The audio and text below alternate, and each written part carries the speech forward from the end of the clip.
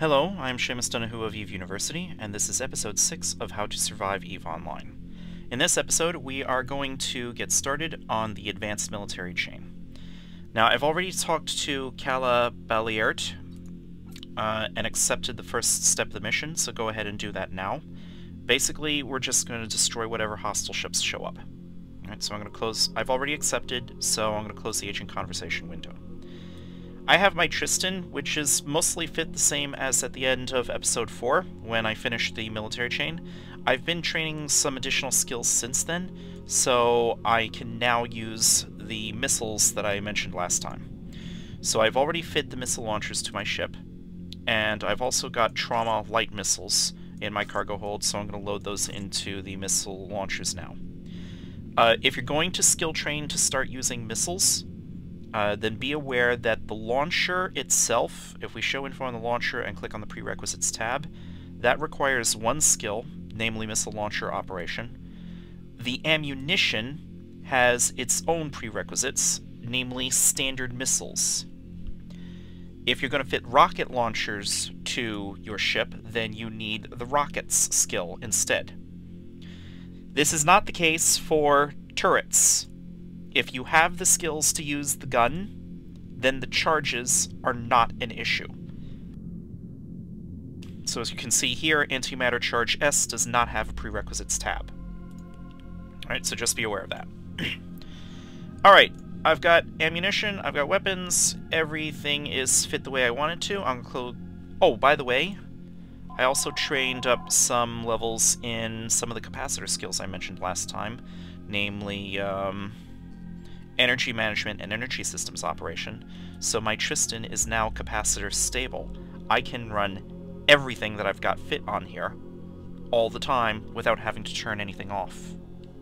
I might want to turn off the afterburner anyway if I don't want to overshoot a target or if I'm out tracking my own guns. But capacitor is not an issue for me now. Not with this setup as it is right now. So, I'm going to undock.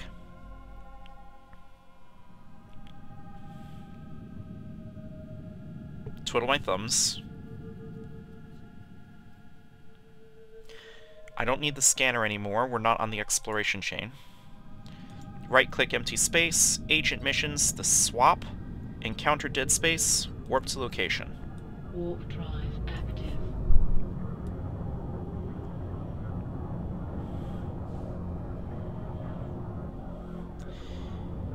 Now, I can left-click and drag modules around on my interface so that I have things activated by different keys. I'm going to drag the missiles over to the F2 key, which I can do. I can rearrange the buttons however I want. If I want to put the afterburner all the way at the ends of a rack, I can do that. If I decide that I want the afterburner to be activated by my F3 key, I can do that.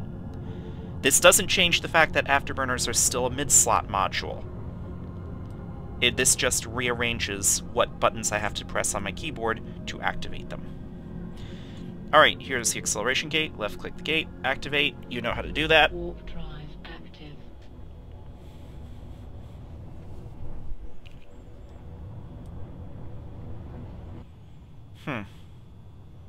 The in-game music doesn't seem to be working for this acceleration gate.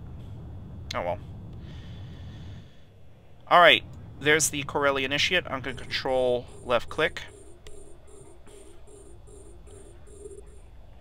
And I'm going to start... you know what? The guns I haven't changed.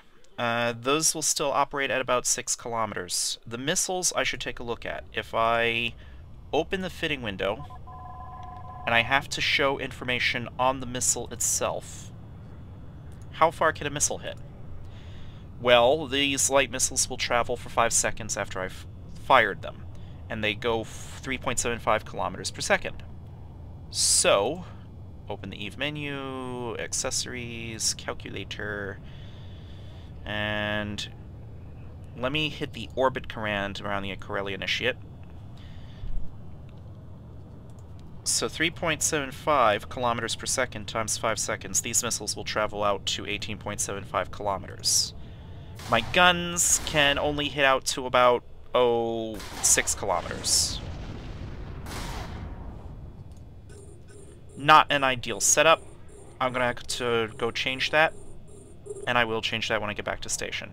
In the meantime, I'm going to hit F1 for my guns on the closer Corellia Initiate. Control spacebar since I want them to get closer. And I will also fire my missiles.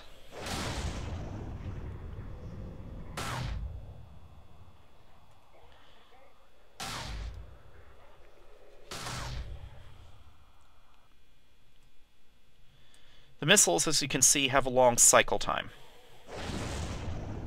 But this is balanced by the fact that they do more damage. Control left-click each of the 3 enemies that just showed up.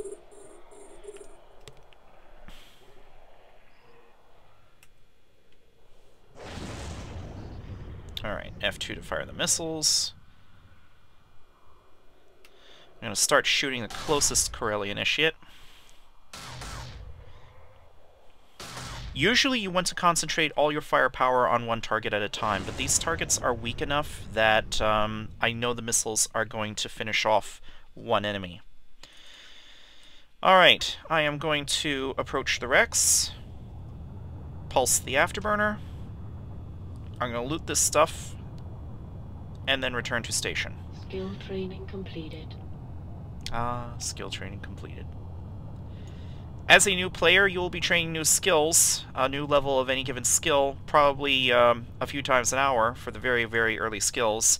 By the time you get to be an experienced player like me, the skills that you're training are very long, and the skill training times are measured in days. Or weeks. Alright, I've looted everything off the Rex, and I'm going to dock up. Warp drive. The loot is going to be rather random. So sometimes you'll get loot, sometimes you won't. It'll be all sorts of random different things. All the junk that you accumulate, you can either try to sell it on the market for a good price. For example, this Survey Scanner 1, I can right-click, view market details. I can hawk it for 2,900 ISK. Or I can reprocess all the junk and just sell the minerals. Do check the meta level on the item in question. If it... Right, I didn't explain meta level. There are fancier versions of various different kinds of items. If I right-click this small energy transfer array and show info, and I click on the variations tab, there's all sorts of different variations on this module. They all do the same thing, and they're all frigate-sized modules. And I can click the compare button. That brings up the compare tool. And I can compare the various numerical statistics about them. Meta level is just a very general measure of how fancy something is.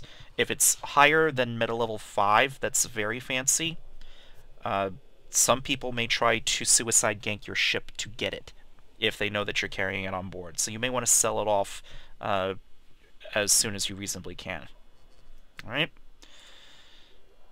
But anyway, drop the loot off in station. Let's get the next mission. Complete mission. We're given propulsion jamming. Did we already get a propulsion jamming skill? Let me inject. You have already trained propulsion jamming and cannot train it a second time. Alright, so that's redundant. Let's request the next mission. Now here, this is a very particular kind of mission, and it demonstrates what happens when your ship is destroyed. Your agent wants you to fly your ship into a pirate base and explode. You will lose your ship. The agent gives you a ship to lose for the purpose. She's going to grant you an Atron.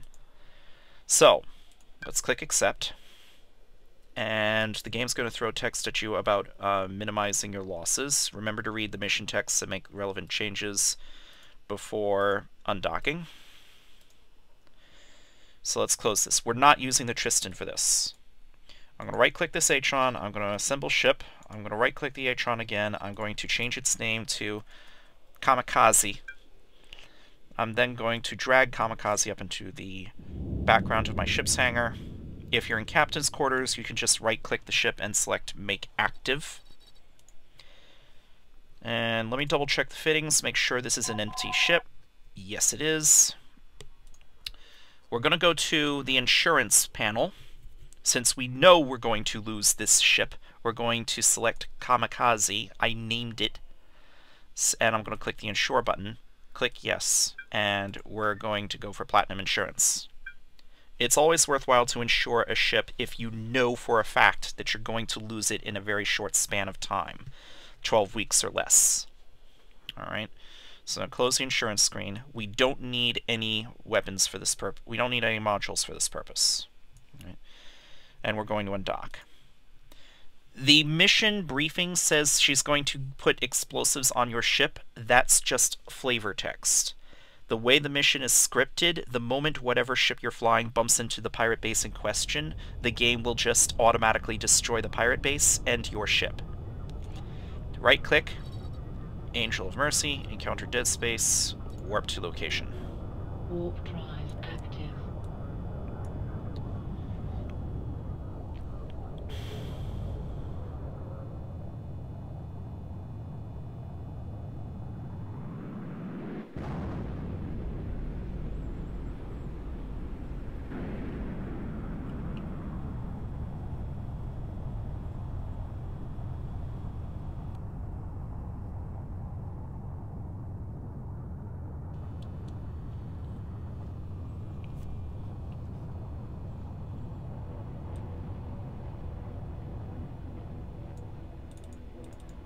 Double left click, get clear of the acceleration gate.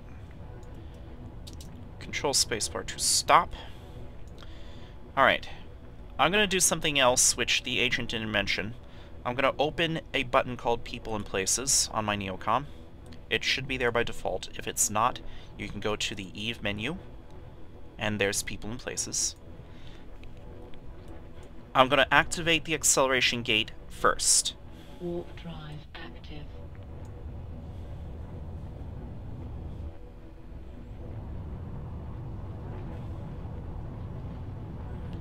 Now I know I'm going to explode, so I'm going to click Add Location, and I'm going to type in my wreck in all caps, and I will click Submit, and I will close this window. I will tell you why in a moment, but left-click that thing over there and approach. It should be obvious, it's the Serpentis Stronghold, at least for Galente it's the Serpentis Stronghold. It should be something similar for the other races. If you can't find it for some strange reason, it is a large collidable structure, so you can open your overview settings and open large collidable structures. As you get closer, left-click the station and put your mouse over the warp button. Pay very close attention, get ready, because you're about to hit that button when you explode.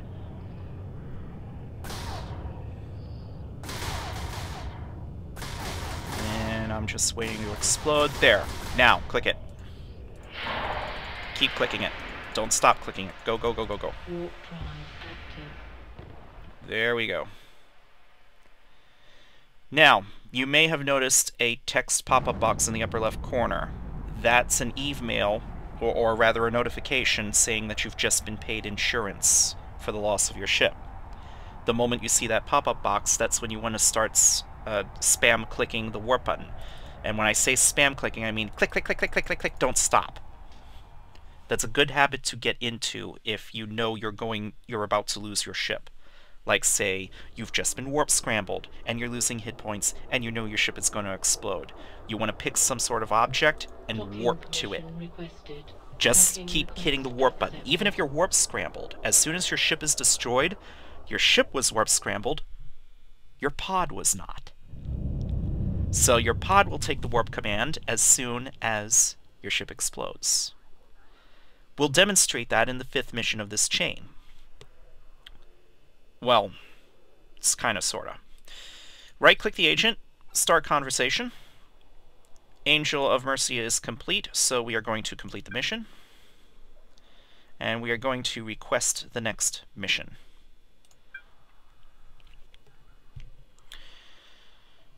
Alright, the agent wants us to use a civilian warp disruptor on a fleeing pirate. Okay, and she will give us a civilian warp disruptor to use for the purpose. I think you can also use a real warp disruptor. Training completed. I think you can also use a real warp disruptor if you have one available, if you've trained up for it. But the civilian version will work just as well for this mission only. So let's click Accept, and the game will throw text at you about warp disruptors and warp scramblers. This text is actually kind of important, called being pointed and being scrammed. If somebody is using a warp disruptor, you're being pointed. If somebody's using a warp scrambler on you, you're being scrammed. The differences I'm not going to cover right now. This is not a class on tackling. But suffice it to say that in either case, unless you've got warp core stabilizers in your low slots, you're not getting away. So let me just skip through this and close, and let me get back into my Tristan. Now, I need to open up the fitting window because I need to make space for this warp disruptor. So I gotta take off a cap recharger because this is a mid-slot module. Right-click the warp disruptor, show info, look at the fitting tab, requires a medium power slot. So it's got to go in one of these slots over here. By the way, I've kind of alluded to this earlier, but I didn't state it explicitly. Let me state this now. Any given kind of module requires a particular type of slot. High power slot, medium power slot, or low power slot. You cannot put a low power module in a mid power slot. Don't read too much into the names high power, mid power, and low power. It's just an arbitrary designation used for game balancing purposes. This is a mid-slot module, so you have to put it in a mid-slot. I'm going to close the fitting window, close this window, and undock.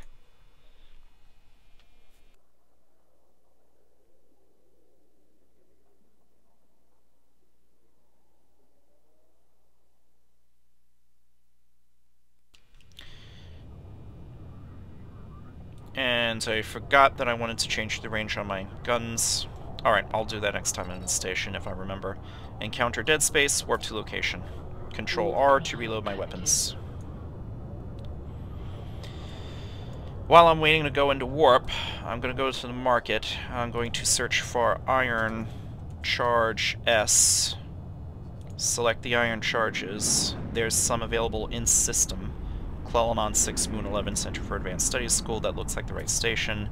Buy this, and I will get, let's say, 2,000 iron charges. That way, at least I remembered to buy the things. And I will switch ammunition types. Alright, there's the fleeing pirate. I'm going to left-click on him, and I'm going to click Approach. I also want to lock that target. I happen to have an afterburner on board. Remember, I had you train up the afterburner skill and get a real afterburner.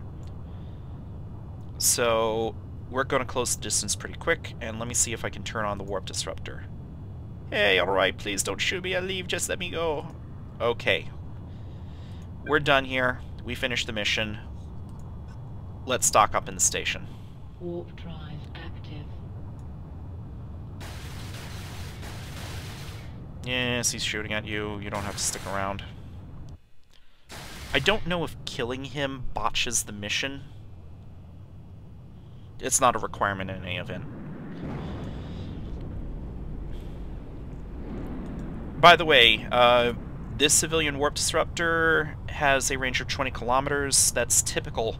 A standard Tech 1 warp disruptor is also 20 kilometers. Tech 2 is 24 kilometers. The warp scramblers have a range of 7.5 and 9 kilometers respectively for the Tech 1 and Tech 2, but have added benefits to make up for it. One of which being the warp scramblers use less capacitor. Right-click the agent, start conversation. And it's a green check mark, so we're going to complete the mission. We're going to request the next mission. Alright, we need to find the missing agent and repair his vessel. And we are going to accept this mission. And the game's going to throw us text about remote repair modules. Basically, I've shown you modules that will restore your own hit points A small armor repair goes in a low slot. It restores your own armor. Shield boosters, like this very bad civilian shield booster, goes in a mid-power slot. Restores your shield hit points. There's also a hull repair, which is a mid-slot module. Hull repairs are very slow. Don't try to use these in combat because they are so slow, but if you don't want to pay the repair shop to fix your hull for you, you can undock from a station, hug the station, and just use your own hull repair module. But these are modules that fix your own hit points. This is a civilian remote armor repair system. It will fix somebody else's hit points. Now, I don't need the civilian warp disruptor anymore. So let me put my cap recharger back on. Now, the remote armor repair system and the shield transporters are both high power slot modules. Let me unload my missile launchers. This is not a combat mission. I'm going to clear the group. I'm going to stuff one of my missile launchers into my cargo hold, and I'm going to put on the civilian remote armor repair module. If you think you're very prone to making mistakes with modules, you may want to unload your weapons now. That way you can't accidentally shoot the guy you're supposed to be repairing. I'm going to close the fitting window, close the agent conversation window, and undock.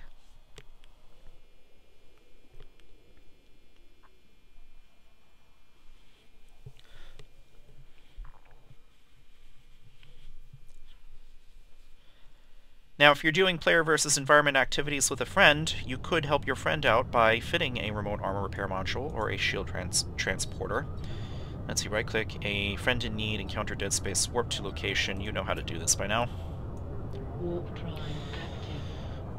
So you could help your friend with various player versus environment activities by fitting a shield transporter or armor repair module. They do have a very short range, typically 10 kilometers or less, unless you're flying a ship that is bonused to increase its range.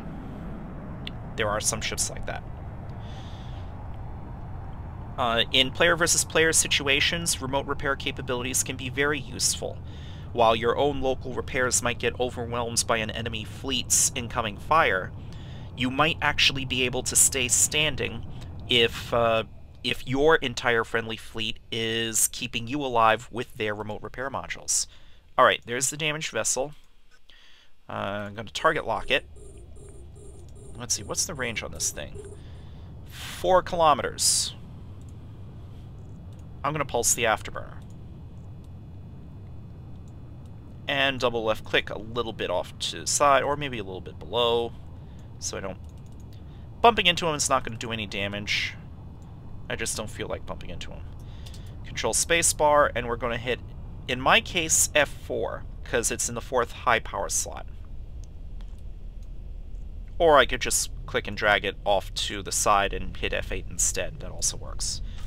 Basic systems are operational once again. We have functional warp drives. Thank you, Pilot. Oh, you want him getting out of here. By the way, that's flavor text about his warp drive coming back online. Ordinary damage does not ordinarily disable your warp drive. You could be down to 1 hit point or 1/10 of a hit point of structure, and your warp drive will still work. Your warp drive's only going to be stopped if things are bumping into you so much that you can't align, or if somebody is using a warp disruptor or a warp scrambler on you, or if you're flying out in null security space and you get caught in a gigantic warp interdiction bubble that's 40 kilometers in radius.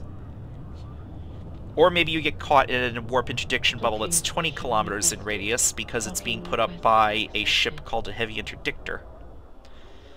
Simple damage does not ordinarily shut down your micro warp drive. I can't think of the last time simple damage ever shut down my warp drive. I don't think it's ever happened, actually. Right-click the agent, start conversation. Green checkmark. Complete the mission, and you are given remote armor repair systems. Or for the Caldari or Minmatar, it might be shield emission systems. So right-click, inject that skill. Requires repair systems level 2. Right. I know what I'm going to queue up next.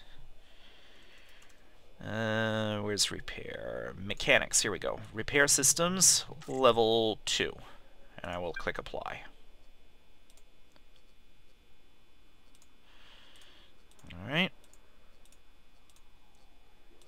Every so often, you should probably take a look at what you are training your skills into. Make sure you've always got at least 24 hours worth of stuff. By the way, whenever CCP does a major update, like say a new expansion,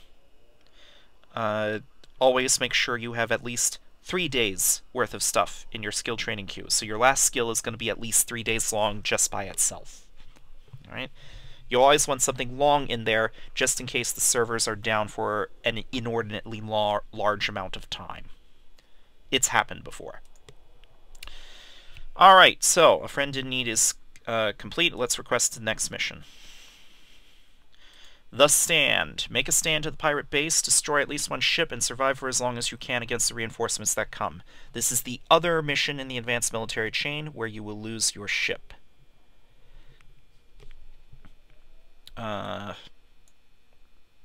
So I am going to click accept. The agent will give us an Atron to lose for the purpose. Okay. The game throws more text at you. This is important. Although I've touched on this before, it's worth reviewing. Losing a ship is an inevitable part of EVE, so you should be ready for it. On its demise, you will survive the explosion aboard an emergency capsule, also named Pod, protecting your fragile self from the harshness of space. While NPCs do not attack a capsule, other players will, and having it destroyed means death of your current body. When that happens, you will always wake up in a new clone located inside a medical station. This process is commonly referred to as being pod-killed. Keeping your clone up to date remains an utmost necessity. Each clone has a certain quality, which includes a maximum number of skill points. If your clone does not entirely cover your character's skill point pool, you will lose 5% of the difference between the clone you had during the pod kill and the skill points trained. So for example, if you had 1,000,000 skill points and you were pod killed while you only had a clone alpha, which covers 900,000, that's 100,000 in excess. You lose 5% of that. In other words, you lose 5,000 skill points. Right? If you're one of the really old players in EVE Online who has 100 million skill points and you get pod killed with only a clone alpha, and that's 99 million skill points in excess, you're going to lose 5% of that, which is almost 5 million skill points. That's going to hurt. Always keep your clone up to date. So we're going to open the medical service. Click next. After each pod kill, you will have to upgrade your clone to your current skill point value or higher. Press the upgrade clone button and select from the list the most suitable clone for you. You can also change the location of your medical clone by selecting change station, which you can't see because the tooltip is covering that button, but the change station should be right here. Always make sure the selected station is not going to fall into enemy hands if it's located in unsecured space. In other words, preferably security level 0.1 or higher, because that's Empire space. Those stations will never change control. Those are NPC stations. Otherwise, you may be locked out of useful station services when waking up in your new clone. Click next. Once your clone has been upgraded, you can head safely into battle without fear of losing skill points. Just remember to repeat these steps should you be pod killed again. Alright. Let's close this. That is a very important concept. It was worth me reading that whole thing off to you. I'm still only at 135,000 skill points, so a clone alpha will cover me just fine. But once you get up above 900,000, you're going to want to upgrade your clone, and you can see the list of prices here, as well as how many skill points they will cover. I think the oldest players in EVE Online need to use the clone grade Upsilons. I don't think anybody's going to need clone grade Omegas until probably another 10 or 15 years from now, something like that. Let's close this, and let's close this. And okay, we need to set up for this mission. Right-click the Atron, assemble ship, right-click it again, change name, Kamikaze, drag it on. Okay. For this one, we actually do need weapons. At the very least, weapons. So, I'm going to grab a couple of my 2 light electron blasters. Shift, click, and drag to merge them together. I am going to load them with antimatter charges. Alright, there we go. 200 of each. That's good. Actually, you know what? I don't think I'm going to use even half of that. Let me drag these out. Here, just 200 rather than 400, so the blasters are now half loaded, 100 each. That'll be enough for this mission. Plenty for this mission. I could probably go with even less. Alright. Oh, we also want to insure this ship again. So Kamikaze, insure, yes, I accept the terms. Platinum, okay. And let's undock.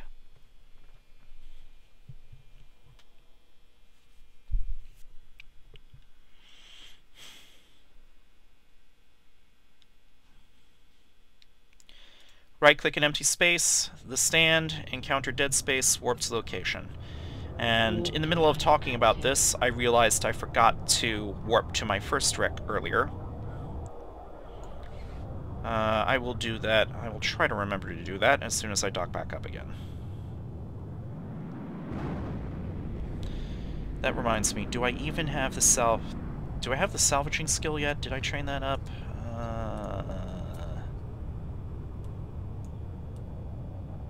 Yes. Well, no. I have salvaging injected. I never trained it up. Salvaging level 1. That's going to take 25 minutes. Alright. Let's open people and places first. Let's activate the gate. Warp drive active.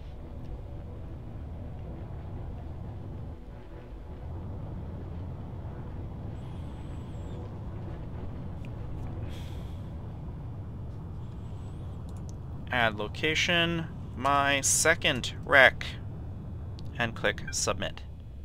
And I'm going to close this. Shift, left click, and approach. I'm going to start shooting. Of course, I don't think I quite have the range, but he's coming closer to me anyway.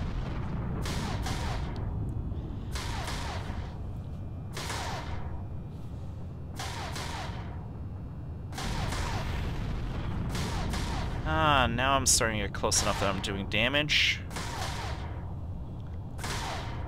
Yeah, my range is probably 2 kilometers or something. Here we go.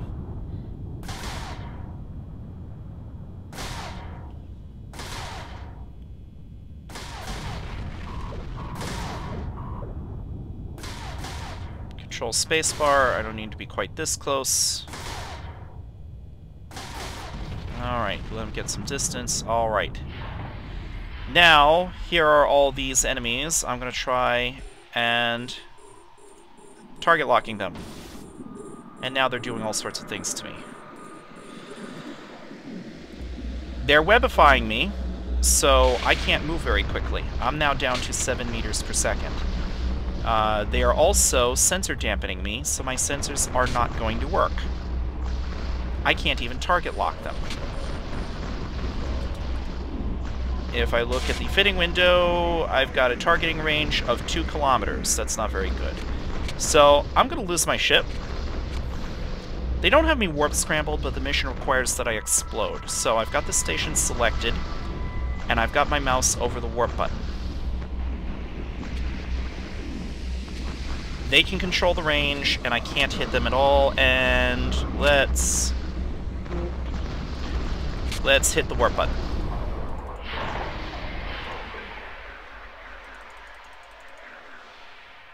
Warp drive active.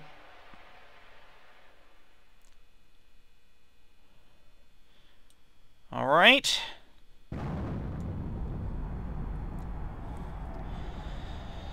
Alright.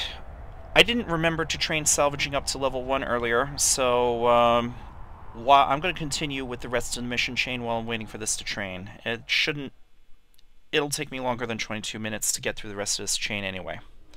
But those wrecks that I left behind in those 2 missions, they will still exist for 2 hours. They'll last for 2 hours total from the moment they're created.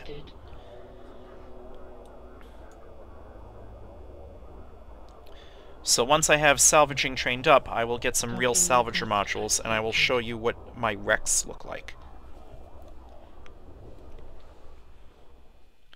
In the meantime, however, we are docked up in station. I'm going to right-click Calabaliert, start conversation, and there is the stand. It's a green check mark, so I'm going to complete the mission. Next, I want to request the next mission. Use your afterburner to travel quickly through the electromagnetic disturbance to the asteroid colony. I will click Accept. The agent is going to grant us a civilian afterburner. I'm not going to use it because I already trained up for real afterburners. I trained up the afterburner skill. I've been using a real afterburner. I had you do that earlier. The game's not going to be kind enough to give you a real afterburner, though. So I'm going to click Next, get rid of this thing, and let me get back into my Tristan. There's no shooting involved in this mission, but I want to change my ammunition anyway. I've mentioned before that my missiles operate to a range of about 18 kilometers or so. My guns, however, only operate to a range of about 6 kilometers. That's not a good setup. Really, you want all of your weapons to operate at roughly the same range. That's why I decided to get iron charges. Very low damage, but the best range for the hybrid weapons. So I'm going to have iron charges in the cargo hold and iron charges in the guns, and if I show info on them now, they have an accuracy fall off of 3 kilometers. That hasn't changed. But an optimal range of 9,600 meters. So now I can hit out to about 12.6 kilometers. Still not quite the same as the 18 kilometers of my missiles, but there's less of a mismatch between the range of my guns and the range of my missiles. So more or less I can bring most of my firepower to bear at the same time. But I don't need to do any shooting on this mission, so let's close the agent conversation window and undock.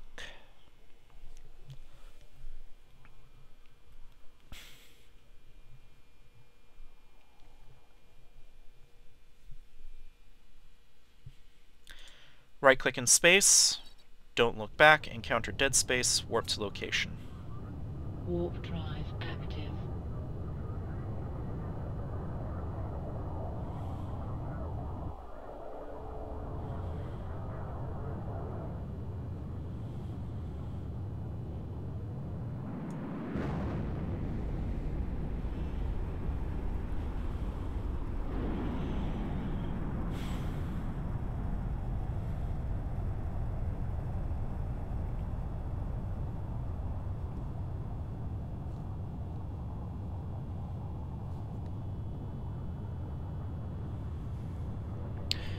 Alright, once you enter the next area, you should see an asteroid station. Head to that as quickly as you can. The area surrounding it will be dangerous, but once you make it to the station itself, you will be safe. It should be an obvious object, but if you're prone to getting lost, what you may want to do... Hold on, let me save my current overview selection. Seamus default. Alright, I'm going to go to my utility tab. I'm going to open my overview settings, and I will add... Let's see, is it under Entity? I can never keep this straight. I think... Alright, it's either a large collidable structure under Entity, or a large collidable object under Celestial. So Celestial, large collidable object, or Entity, large collidable structure. I don't know which yet. Let's activate the gate. Warp drive active. Ah! The music is working again. Excellent.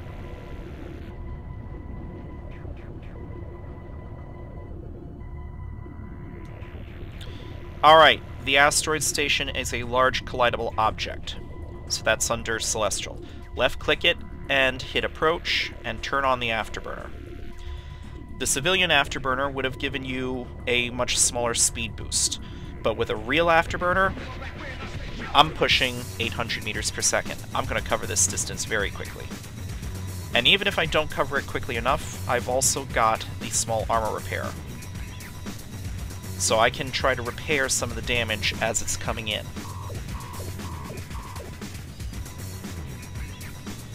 But even with a civilian afterburner, which is going to be significantly slower, it's still better than not having an afterburner at all. Good work, you're done. Report back to me. Let's go back to the default overview tab. There's the station. I'm going to turn off my afterburner, get clear of this rock, and right-click the station and dock. Warp drive active. I didn't even have to touch my armor repair.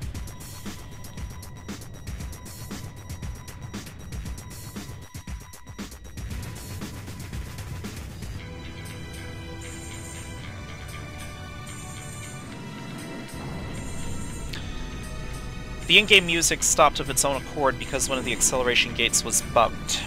So, when this last acceleration gate with a proper music assignment was activated, the jukebox started working again.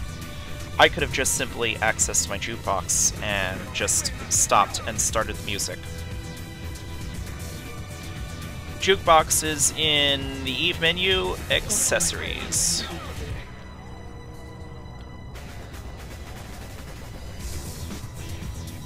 Docking request accepted.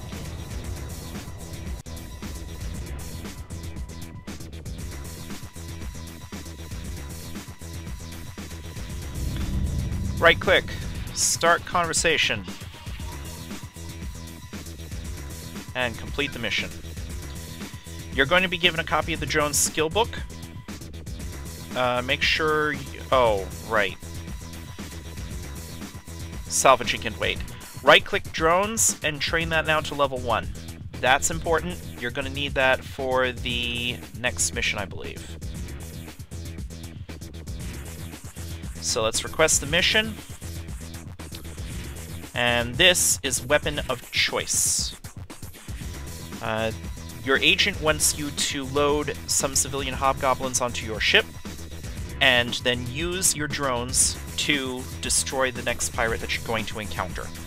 That is required by the mission, and drones are good, drones are nice, I like using drones, they're my favorite weapon system. I will show you how to use drones. Unfortunately, I have to wait about 7 minutes for the drone skill to finish training, so I will skip ahead to that part of the video.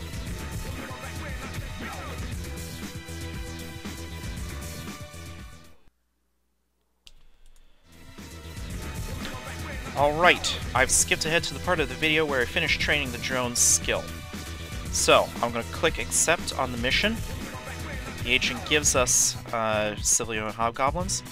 Note that this is for the Galente. For Minmatar, Caldari, and Amar characters, it won't be drones. It'll be something else for the weapon of choice. So I'm going to close this. I'm going to open the fitting window. And here in the lower left corner, the fitting window indicates we have a drone bay. Only 5 cubic meters, but that's enough to fit a light drone. We're going to throw a civilian hobgoblin in there. We've only got space for one. And we are going to close the fitting window. Something that I like to do, as long as we're on the subject of drones, I'm going to hit Escape, go to the Shortcuts tab, and the Drones sub-tab. Now you have keyboard shortcuts for all drones engaged, all drones return in orbit, and all drones return to drone bay. By default, these are F, Shift Alt R, and Shift R. I like to change these to buttons on my gaming mouse, which I have remapped to F9, on an Apple keyboard, F15, and F16. I'm going to close this window. But you can keep whatever shortcuts you like. Let's undock.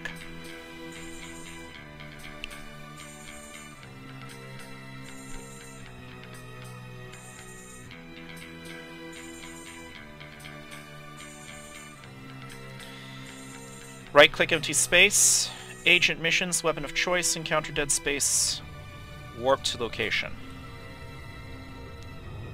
Warp drive active.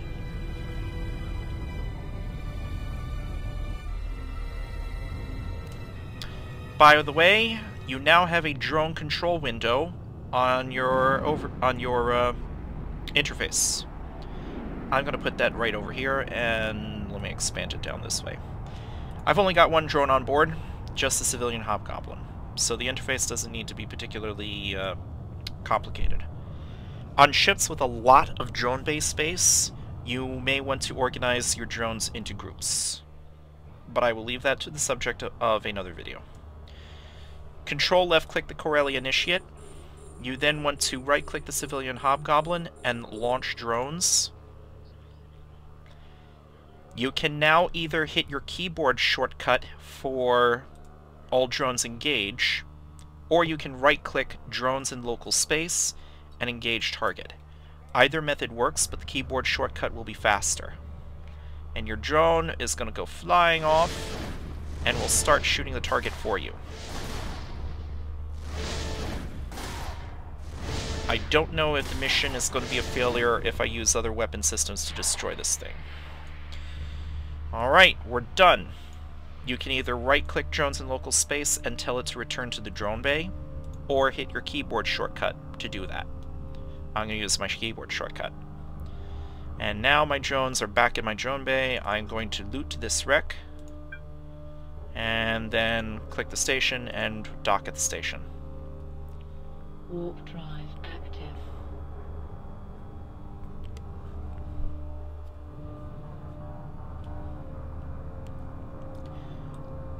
Drones are very versatile. On a ship with a lot of drone base space, like a Dominix-type Galente battleship, you can put out heavy drones to deal with large targets like cruisers and battleships.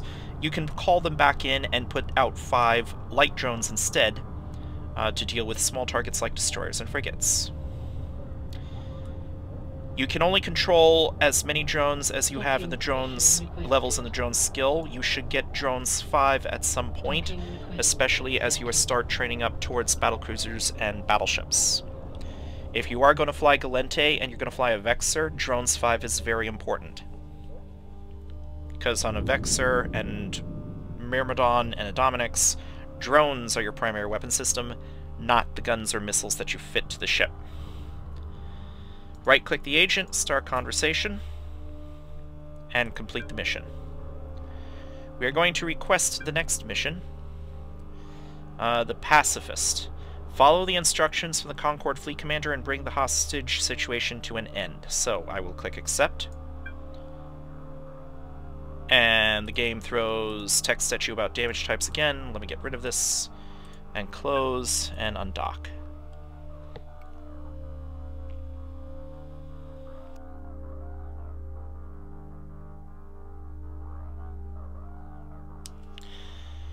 Right-click in empty space, the Pacifist, encounter dead space, and warp to location. Warp drive active.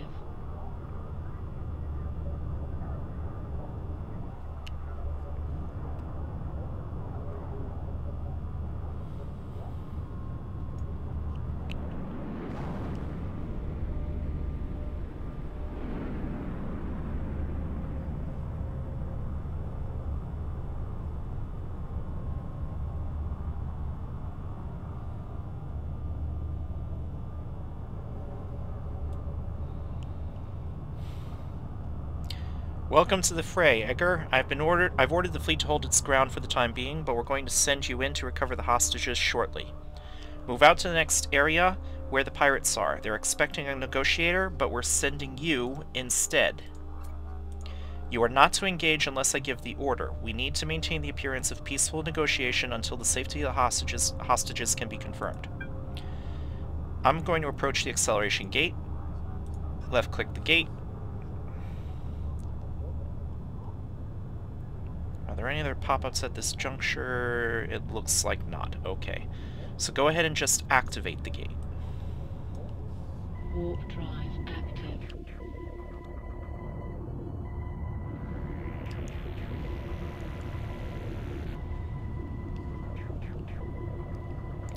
Alright, good work. In a moment, we're going to request that the pirates relocate the hostages to the prison facility you should see up ahead there, so that we can verify their safety. The moment they've done that, I want you to charge towards that prison and get them out. Do not fire on anyone or anything. Your only objective is the safe rescue of the hostages. Once their recovery is confirmed, we'll deal with these scumbags ourselves. Sit tight and wait for the go order. So left-click the prison facility and wait. Alright, open cargo. Turn on the afterburner. Move in, rescue the hostages, go, go, go. So left-clicking open cargo, your ship will automatically approach. You've turned on the afterburner, so we're now moving at 800 meters per second. Again, this is for a Tristan. Well, maybe it's 700 meters per second. Something like that.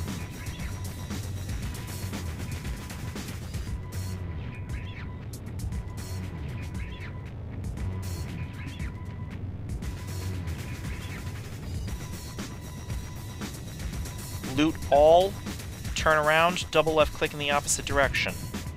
Let's get clear, click the station, and click dock. Turn off the afterburner.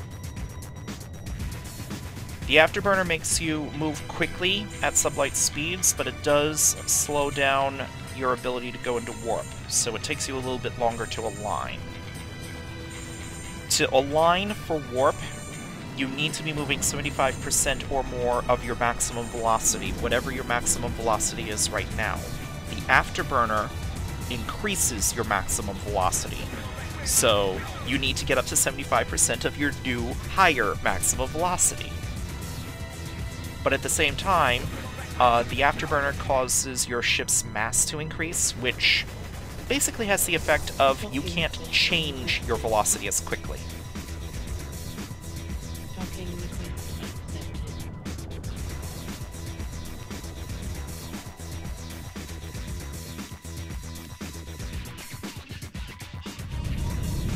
Right-click the agent, start conversation. We have the hostages, everything's green check marks. We're going to complete the mission.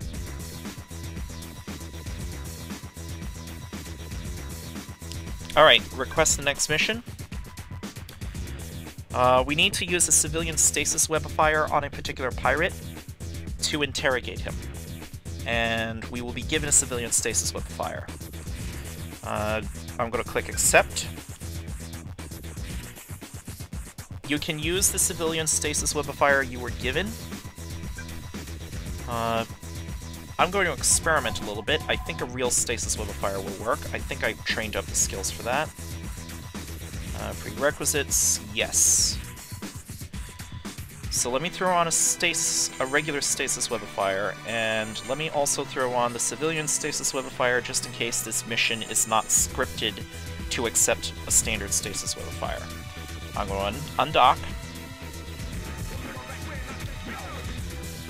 Stasis webifiers are also mid-slot modules, along with the afterburner, the warp disruptor, cap rechargers that you might have, shield boosters, shield resistance modules, and the like.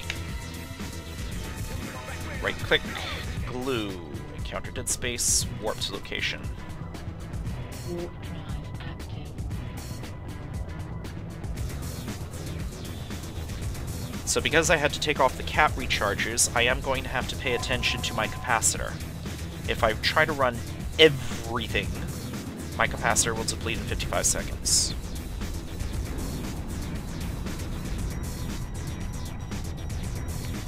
So let's see what I have here.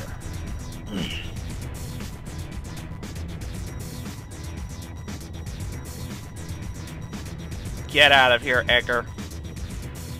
Right. Sure. Control left-click the pirate leader. By the way, the afterburner is important. Salvaging. Alright, good. I will go back to my earlier recs from earlier in this episode in a moment.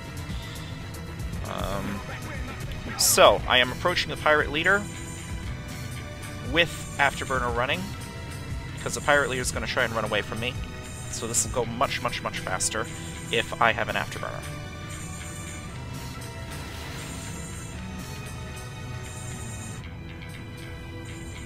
And I am going to activate the regular stasis webifier just to see if that will work. Alright, I'm standing down, I'll cooperate, just let me live. Alright, the mission is done. We can left-click the station, and we can click dock. We're done here. I think if you stick around long enough, Concord's going to show up and destroy him. Stand down, pilot. Good work. Report back to me when you're ready. Concord can take it from here. And Concord just destroyed his ship.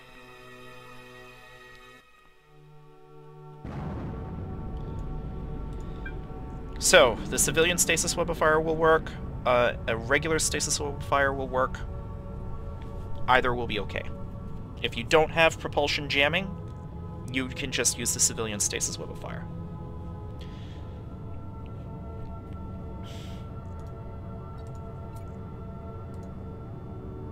Docking permission requested. Civilian stasis web of fire isn't very good. It only slows down an enemy by 35%. The Tech 1 will slow down an enemy by 50%. Docking request accepted.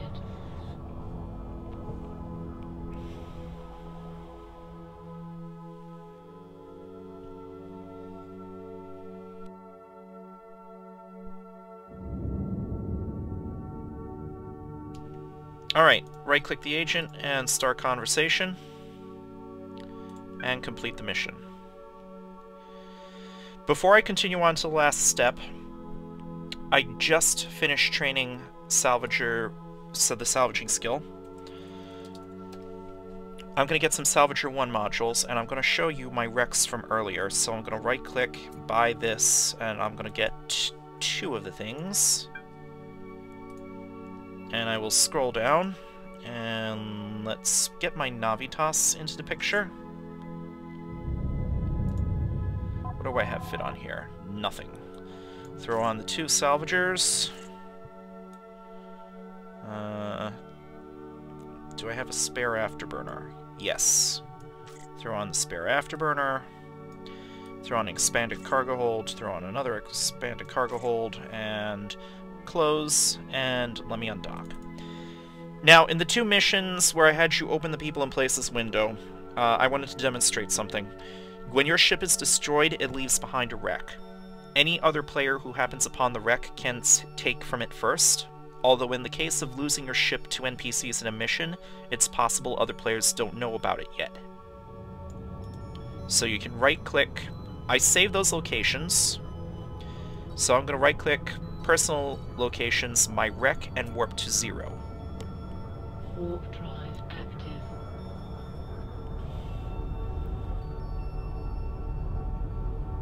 And the Rex should still be there. It hasn't been 2 hours yet.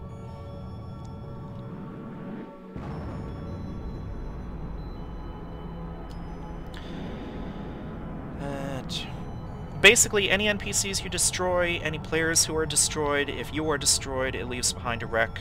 You can loot the wrecks if there is any loot on them, but even if the wrecks are empty, you can make use of them with salvager modules. So, for example, here, let me left-click that wreck and approach, and I will hit the afterburner.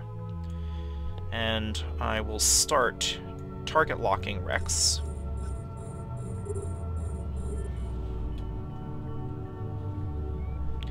Salvager modules, what they do is that they search the wrecks for anything that might be of use. If you're coming from World of Warcraft, this is kind of similar to skinning a corpse. Control spacebar, turn off the afterburner, and I am going to turn on a salvager module on 1 on each wreck. You have to be within 5,000 meters to use a salvager module. And if you're successful, and if there's anything of value on it, you can get salvaged materials. What these salvaged materials are used for is making more ship components, called rigs. Not modules, but rigs. And rigs are other kinds of attachments that you can put on your ship. They go in the rig slots here. That can improve your ship in various ways, depending upon how you rig it. The difference between rigs and modules is that the only way to get rid of a rig is to destroy it. Also, if you need to repackage your ship, any rigs that were on the ship are destroyed, so you can't get the rig off intact once you've rigged a ship. So salvage materials are what goes into the creation of rigs. And if you salvage a wreck that still had loot on it, the remaining loot is put into a cargo container automatically. By the way, taking loot from a container is a theft. You will be flagged as a thief, and the corporation that owns the container can legally shoot at you without Concord intervention for the next 15 minutes. Salvaging is not considered a crime. Concord does not consider salvaging somebody else's wreck to be a crime. Alright. So this is the first location at which I lost a ship. And notice how there's only the wrecks and the cargo container. Nothing else is left here of the mission scenery. None of the hostiles, none of the acceleration gates. If you're going to go mission running on a regular basis and you want to salvage your missions after you're done with each mission, you need to create a location for every room that's separated by an acceleration gate. I'm going to loot all of this. This is loot from that mission a while ago. Right-click my second wreck and warp to location within 0 meters. Warp drive active.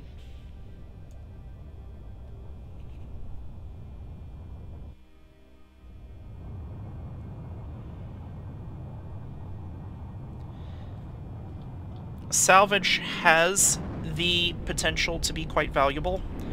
Some of the salvage is rather cheap, only about a couple of thousand ISK. The tripped power circuits go for a pretty good price, 75,000 ISK a unit, and I've got 4 of them, which means about 200,000 ISK. That's a good boost to my wallet, which is only about 38 million or so.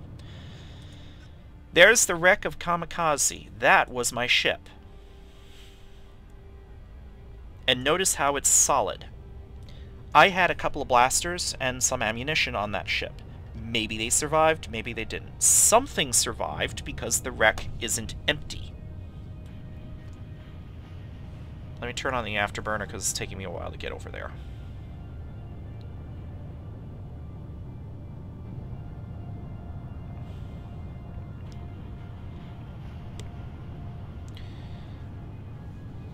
Now, if you have the time, you can record the location of your own wreck by right-clicking the wreck and save location, and save its location before you warp your pod out. Only a good idea in missions in high-security space. If there's a player around who decides he might want to try to pod kill you, don't bother. Your clone is probably more important. So let's see what's left on my wreck. Ah, both blasters and 1 stack of ammunition survived. Let's see what's on the wreck of the NPC. Let me try that again. A small hull repair. That's the loot off the NPC. So I'm going to go salvage these things, turn off the afterburner, left-click the station.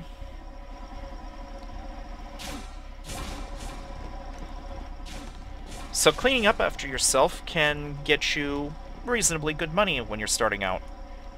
More experienced players find that the time-money equivalence principle says it's not worth their time. But starting out, salvage can be pretty good.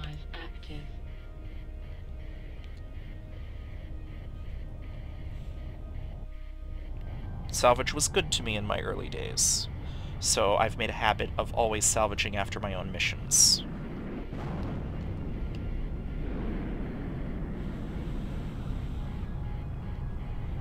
The really expensive pieces of Tech 1 salvage are alloyed titanium bars and armor plates.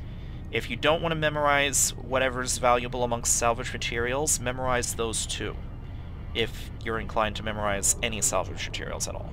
Armor plates, alloyed titanium bars. Alright. Anyway, I am going to go finish up the last step of the advanced military chain. Right-click, Control-A to select all, or I can just right-click one of these and select all, and drag it down. And let me switch back to my Actually, hold on. Let me right-click the agent and start conversation. Alright, the exam. Kill the terrorist leader inside the pleasure hub, and the agent will give you a catalyst. And click accept. Combat tactics. You can go ahead and read through this if you like. You are warned your target will be using warp scramblers and stasis webifiers. You can go ahead and read through this at your leisure. The tactic I'm going to use is to engage at range, preferably. I'm going to close this. Do I even have the destroyer skill? I don't think I do. No, I don't. Destroyers... Yeah, the destroyer's skill book's definitely not among the skill books. Oh, yes it is. Train that now to level 1. Silly, silly, silly me. But I don't need a destroyer to do this, I think. Let me switch to my Tristan. And let me open up the fitting window. And let me drop off the stasis webifiers, and I will throw on... Where did my cap rechargers go? You know what? My items window has a filter. Cap recharger. There we go. Drag it on. Drag that on. Click X. Drag that down. Alright. So, the enemy will be using warp scramblers. That can prevent you from warping out. So if you're losing hit points and you're warp scrambled, you're going to lose your ship. So, we should prepare. I should know that my tracking speed on my guns is 0.173 radians per second. My optimal range is about 9.6 kilometers, fall off is 3 kilometers. So the guns will hit out to about 12.6 clicks. The missiles, I know, are going to be hit out to about 18 clicks. So I need to keep that in mind. I'm going to undock. I have an afterburner for increasing my speed, which might be able to counteract the stasis webifying, maybe. NPC stasis webifiers tend to be pretty strong compared to player stasis webifiers. Right-click, Agent Missions, the exam, encounter dead space, warp to location. I also have a drone on board that I can also make use of, so that will add to my firepower.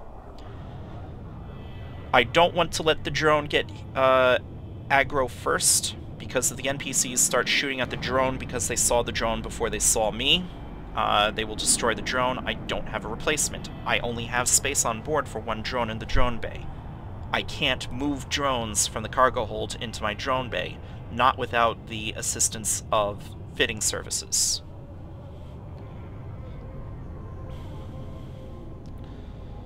Alright, those are the pleasure hubs over there. 3 hostiles moving into their ships now. Look like they've noticed you, good luck. And there they are. And they have to be within 27.5 kilometers in order for me to target lock them. Alright, 2 mercenary trainees and the terrorist leader. I'm going to right-click keep at range and set at default 12,000 meters.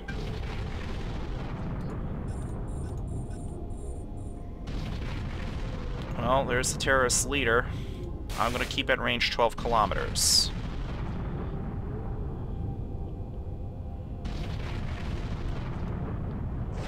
And I'll start firing missiles.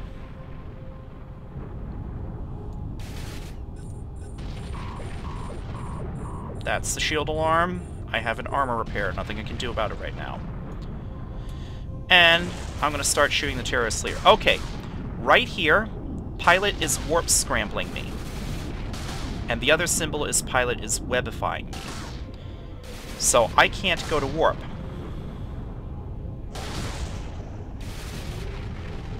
So until I destroy that guy, or until I do something to him like ECM jamming him so they can't target lock me, I'm not escaping. And it's time for me to turn on the small armor repair.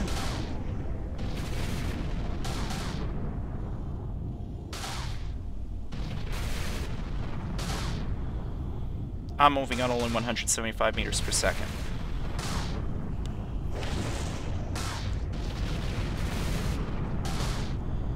My armor is barely budging. There we go.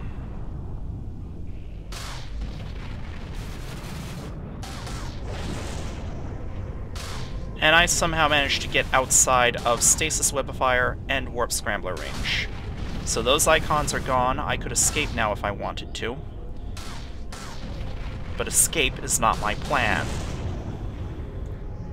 I'm also keeping an eye on my capacitor, but my capacitor is doing pretty well because, actually, you know what? I think with this setup I can run everything. Yeah, I'm stable with everything running.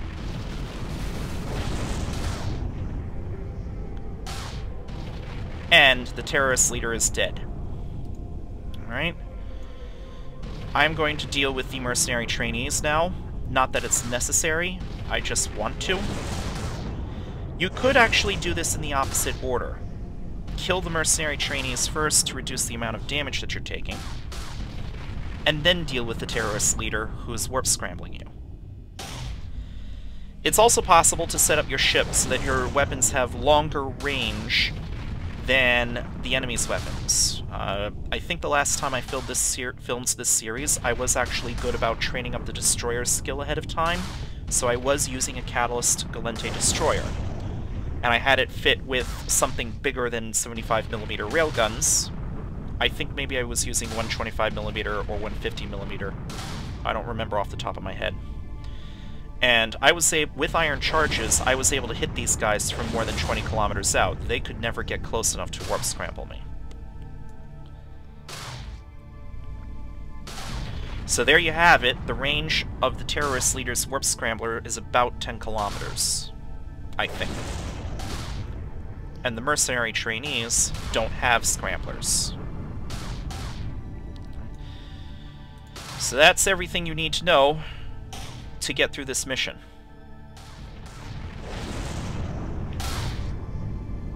And you know what? Let me go take a look at what's on that wreck. And since I destroyed some of the NPCs, the damage I've been taking has been dropping quite a bit.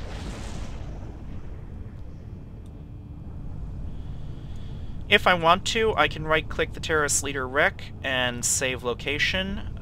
Just call it terrorist leader wreck and click submit, and I can warp back to this location within the next 2 hours to go salvaging everything.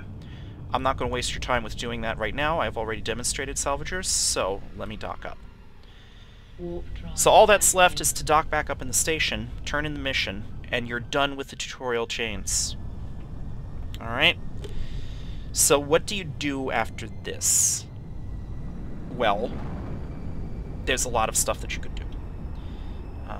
EVE Online is a very deep and complex game. You could go find regular agents who offer regular missions, that is, non-tutorial missions, and go mission running as a source of income. You could go playing the market. You've noticed how I've been buying things off the market, but I could sell things on the market just as well. So I could make money buying and selling things on the market. Buy at a low price, sell at a higher price. The exploration tutorial chain taught you how to find hidden sites in space. You could loot those hidden sites in space for profit. The materials are used for various in-game activities, primarily Tech 2 manufacturing, I think. You could go mining, you could mine asteroids, sell the minerals on the market. You could go into manufacturing, you could buy minerals off the market, you can use blueprints to build things, and then sell those things onto the market. That, of course, involves market research. Maybe it's just more profitable just to sell the minerals. Depends. Let me right-click the agent instead of flapping my jaw, and turn in the mission. Let's see. Catalyst, complete mission. And that finishes the entire tutorial hub. Alright. Now, EVE Online is a very deep and very complex game.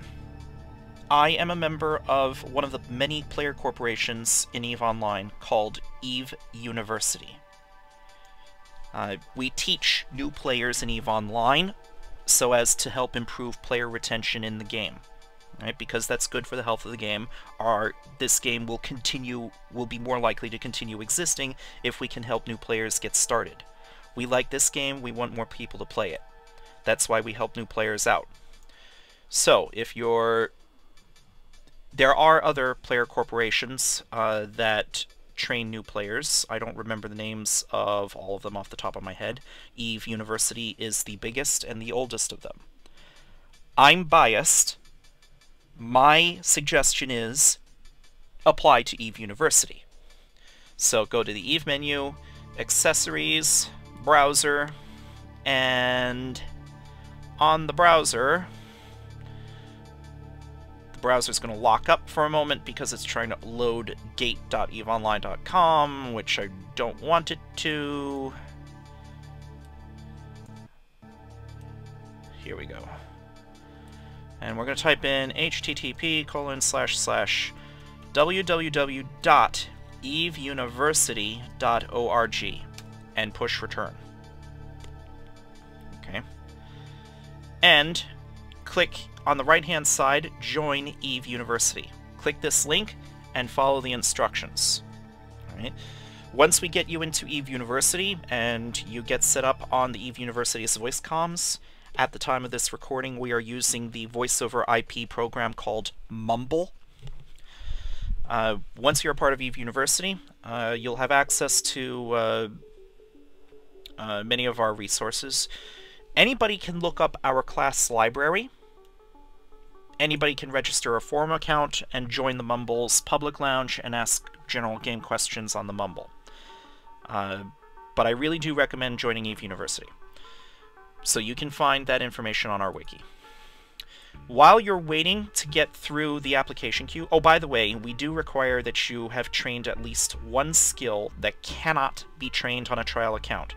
We have to insist that you be playing a full account and that you be able to prove that you're playing on a full account.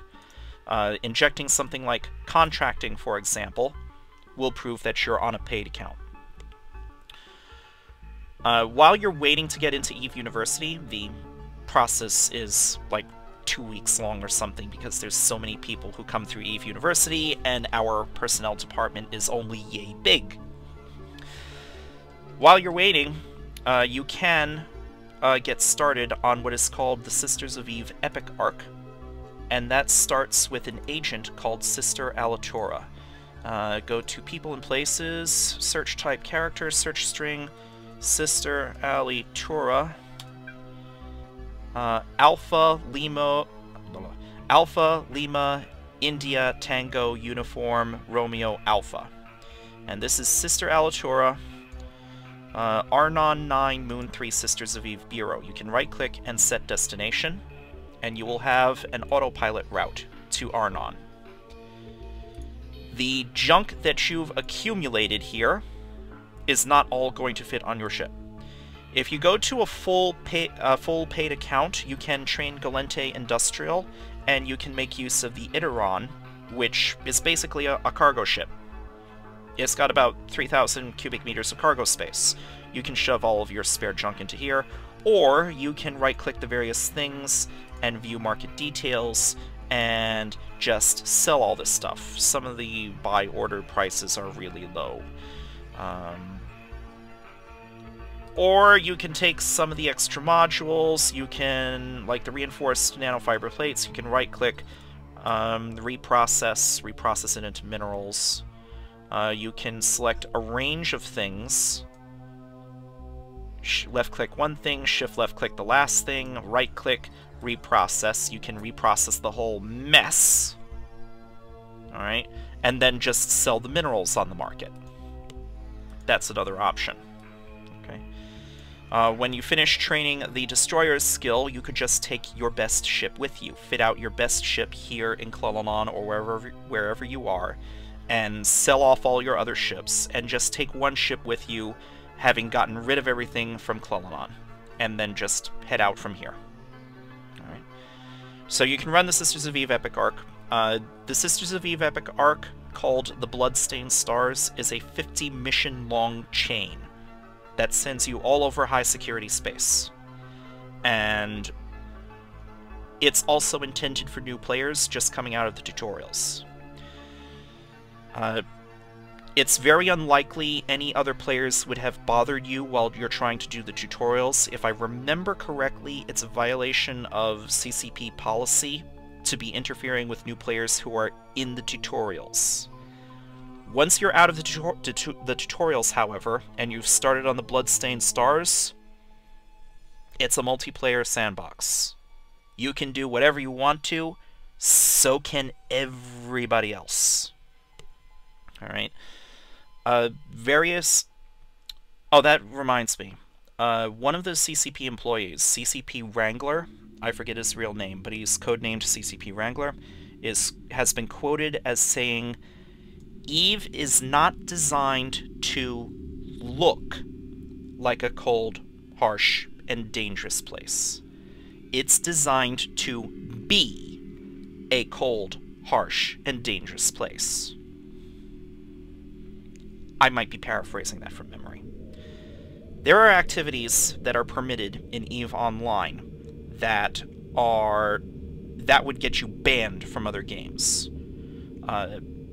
You could try to infiltrate some player corporation, and when they start trusting you too much, you can steal all their assets and whatever money you have access to and run. Whereas in World of Warcraft, if you tried to rob the guild bank, the game masters would come down on you like a ton of bricks and ban your account, and put everything back where it came from. Right. In low or null security space, other players can shoot at you unprovoked. There is no Concord police outside high security space. Even in high security space, other players can still shoot at you unprovoked. It's just a gamble of whether or not they can destroy your ship fast enough before the Concord shows up. In 0.5 security, the lowest security at which Concord will show up at all, their response time is 15 seconds before they show up and start doing things. Skill training completed. Ah, I finished training the destroyer skill. Okay. So, other players can try to destroy your ship in high security space before the Concord police can react, and the accomplice who never fired a shot can steal everything. So you don't want to carry too much valuable stuff on one ship. Players can try to scam you out of your money. Scams involving in-game ISK and assets are perfectly fine, with the sole exception of anything related to any of CCP's official efforts, like, say, the Plex for Good program, where every Plex you contract to an official CCP character will go to donations to help the victims of the hurricane in Haiti, or the earthquake in Japan, or what have you. Those types of anything like that, CCP will explicitly state that scams involving that activity are prohibited. Without such an explicit statement, assume that all scams involving in-game assets and materials are legal. It's legitimate gameplay. Trust is a valuable commodity. Be very careful of who it is that you trust. If you trust the wrong person to help you on your mission, they could steal the mission objective item and insist that you pay them your entire wallet before they'll give it back. Your alternative being to fail the mission. Alright. So like I said, EVE Online, a deep and complex game, but it's also a cold, dark, and dangerous place. Right. You will need the help of friends to help you get oriented, and again, I'm biased, but I believe EVE University would be the perfect starting point for any new player in EVE Online. That ends this series of How to Survive EVE Online, as updated for the Crucible 1.1 patch. Today's date is Sunday, January the 29th, 2012. This video series is current as of the listed date. Thank you for watching.